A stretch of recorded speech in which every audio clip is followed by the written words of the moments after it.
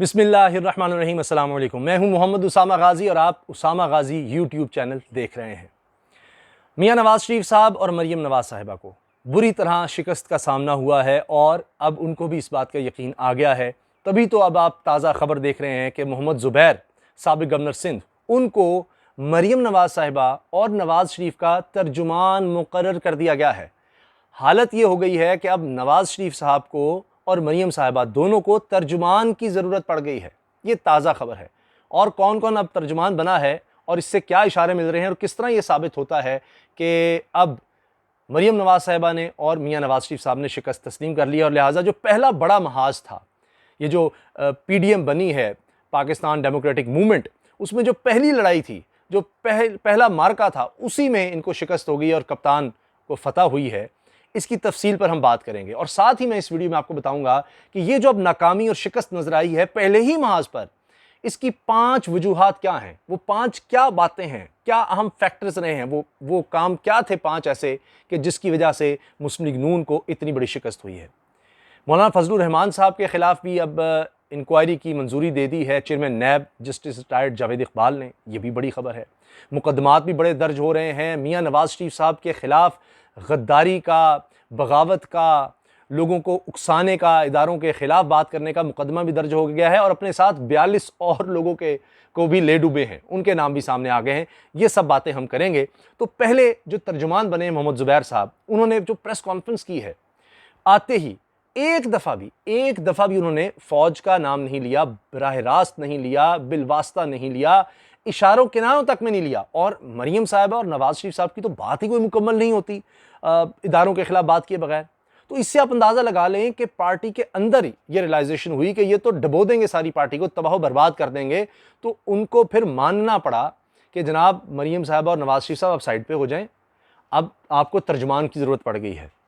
और सिर्फ एक तर्जुमान नहीं, अब मोहम्मद ज़ुबैर साहब तर्जुमान होंगे और इनके साथ एहसन इकबाल साहब जो सेक्रेटरी जनरल हैं मुस्लिम लीग नून के, उन दोनों ने मिलकर एक कमेटी भी बना दी है और तर्जुमानों की 5 के नाम मरियम औरंगज़ेब साहिबा ने बता दी हैं ट्वीट पर। कौन कौन है जनाब, आप देखिए और उसी से आपको अंदाज़ा हो जाएगा कि अब बयानिया जो था वो अब कैसे बदलेगा।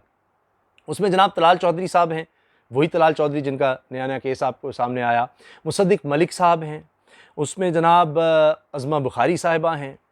और इस तरह से आप देखिए कि ये 3 नाम जो मैंने आपको बताए हैं, इन्हीं से आपको पता चल रहा होगा कि क्या बयानिया होगा। अताउल्लाह तारड़ साहब भी इसमें आप शामिल कर लीजिए, वो भी इस कमेटी में शामिल हैं।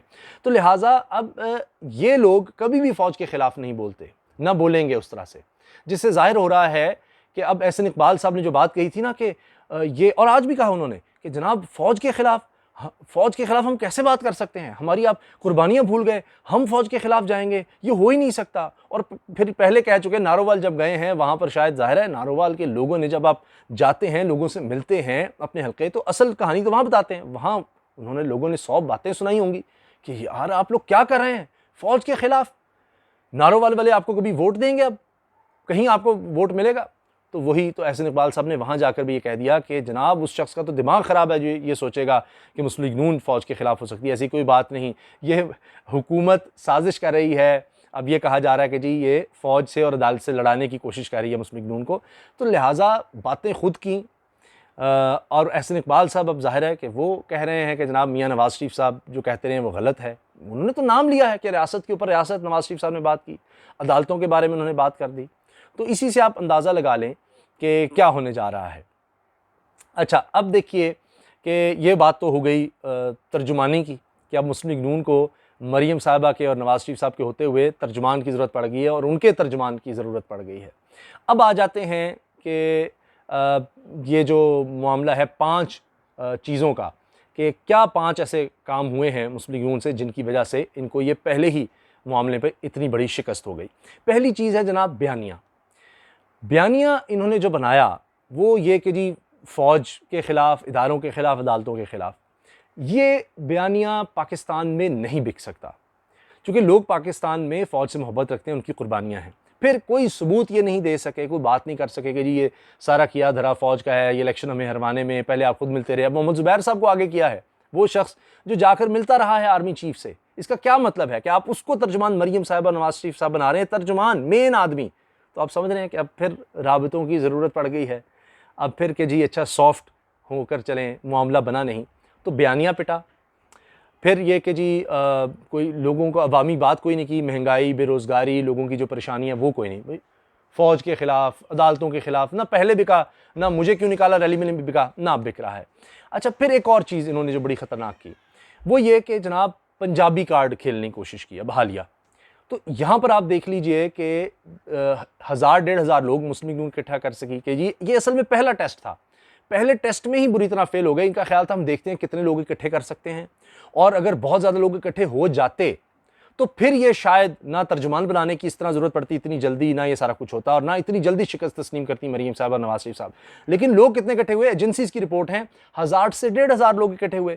वहां साद रफीक साहब ने क्या कह दिया, ये शहबाज शरीफ नहीं, इन्होंने पंजाबियों तुम्हारी इज्जत को हाथ डाला है, शहबाज शरीफ को नहीं। तो अब वो पंजाबी कार्ड वो भी फारिग हो गया। तो बयानिया गलत था, वो पिट गया। सबसे बुनियादी पहली वजह ये रही है, ये इस नाकामी की जो आपको नजर आ रही है।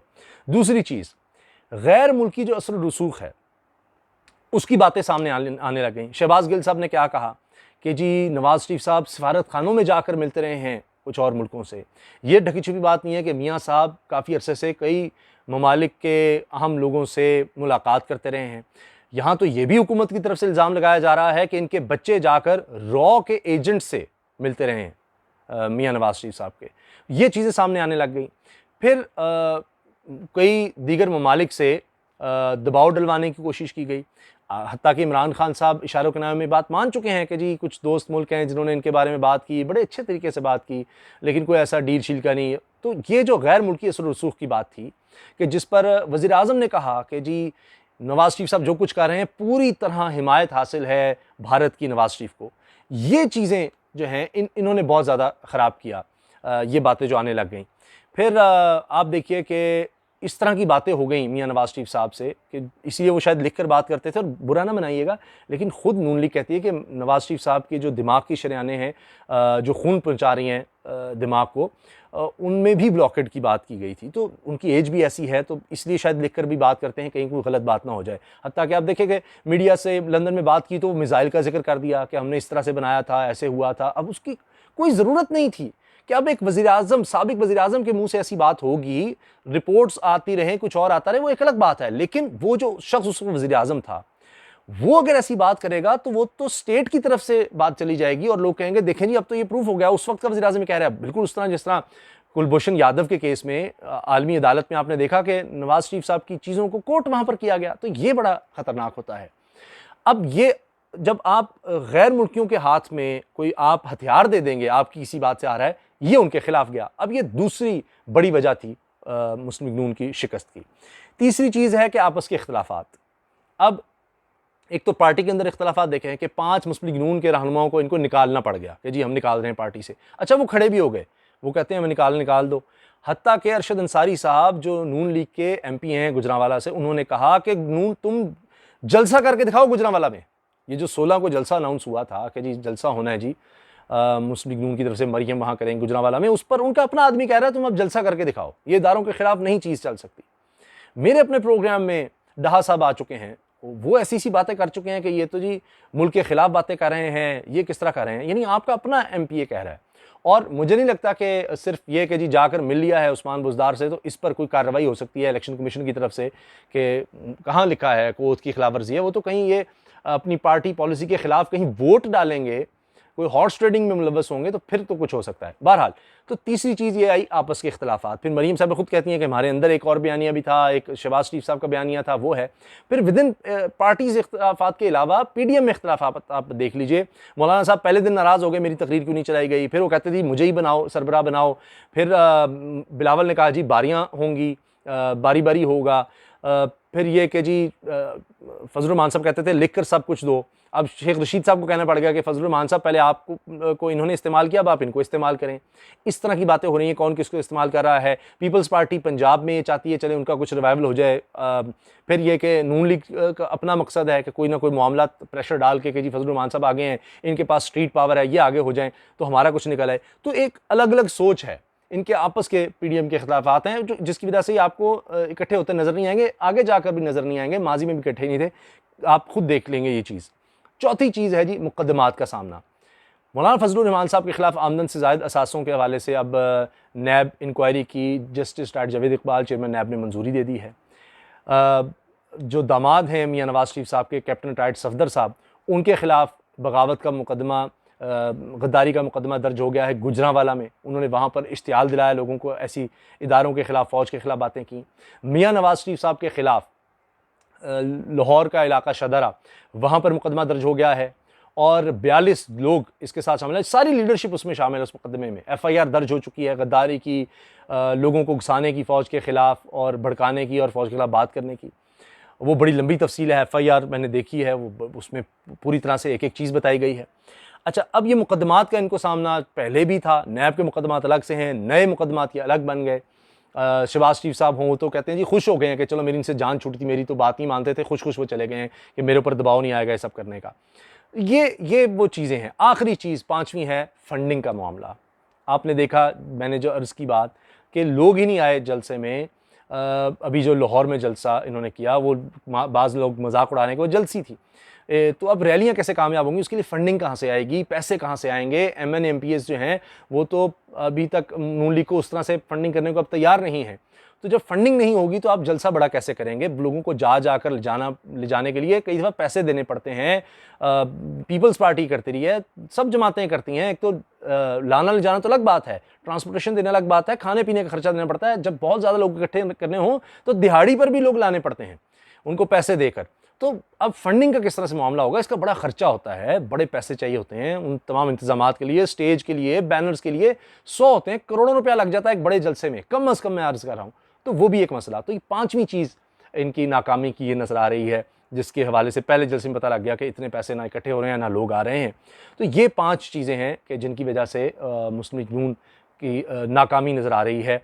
और उनकी वजह से आप देखिए कि पूरी जो अपोजिशन इकट्ठी हुई उनकी नाकामी, एक धड़ा भी अगर गिरता है तो सारे गिरेंगे। अब खुद ही आप देखिए कि जब ये स्टांस बदल रहे हैं, नरमी नज़र आ रही है। मैंने आपको बता दी मोहम्मद ज़ुबैर का आना किस तरफ इशारा करता है, पूरी एक तर्जुमानों की कमेटी बना देना वो किस तरफ इशारा करती है, वो इसी तरफ है कि उन लोगों को लाया जाए जो सॉफ्ट हैं, जो मुसद्दिक मलिक जैसे हैं, जो कंट्रोवर्शियल बातें उस तरह की नहीं करेंगे, इदारों के ख़िलाफ़ बात नहीं करेंगे, जिनका माजी इस तरह का है, तो जो एक्सेप्टेबल उस तरह से होंगे। तो तलाल चौधरी साहब आजकल खुद कमज़ोर हुए हैं, जो उन जैसे होंगे। अज़मा बुखारी साहबा बहुत सख्त बोलती हैं, लेकिन वो इस तरह की बात नहीं करेंगी कभी बराह रास्त। चाहे अताउल्लाह तारड़ हों, उन्होंने भी कभी इस तरह की बात नहीं की। वो वकील भी हैं, वो बड़े तरीक़े से बोलेंगे। तो ये सब लोग इसीलिए लाए जा रहे हैं, इसीलिए इनका नाम लिया जा रहा है कि मरीम नवाज़ और नवाज़ शरीफ साहब जो बातें करते रहे उसमें उनको नाकामी नज़र आ चुकी है। तो आप मेरी बातों से किस हद तक मुत्तफ़िक़ हैं, ज़रूर मुझे बताइएगा कमेंट्स में, मुझे आपके कमेंट्स का इंतज़ार रहेगा। आखिरी बात यह है कि मुझे शहबाज़ गिल का, मेरे ही कुलीग ने एक ट्वीट सुनाया, एक बात सुनाई तो बड़ी दिलचस्प है कि शहबाज़ गिल साहब ने कहा है कि जी ये इनको ये पता लग गया कि मिसाइल को किस तरह से रिवर्स इंजीनियरिंग करके बनाना है। नवाज़ शरीफ साहब को ये पता था, लेकिन वो इस तरह का कोई अस्पताल नहीं बना सके कि जी वहाँ उनका इलाज ही हो जाता है, यहाँ प्लेटलेट्स वगैरह का कुछ हो जाता है, यानी उसकी रिवर्स इंजीनियरिंग कर ली। लेकिन लंदन के हॉस्पिटल्स ही पाकिस्तान में कोई इस तरह के बना देते। तो ये भी एक दिलचस्प बात ही ऐसी मुझे याद आ गई, तो मैंने कहा आपसे शेयर कर दूँ। इजाज़त दीजिए, अल्लाह हाफ़िज़। पाकिस्तान जिंदाबाद।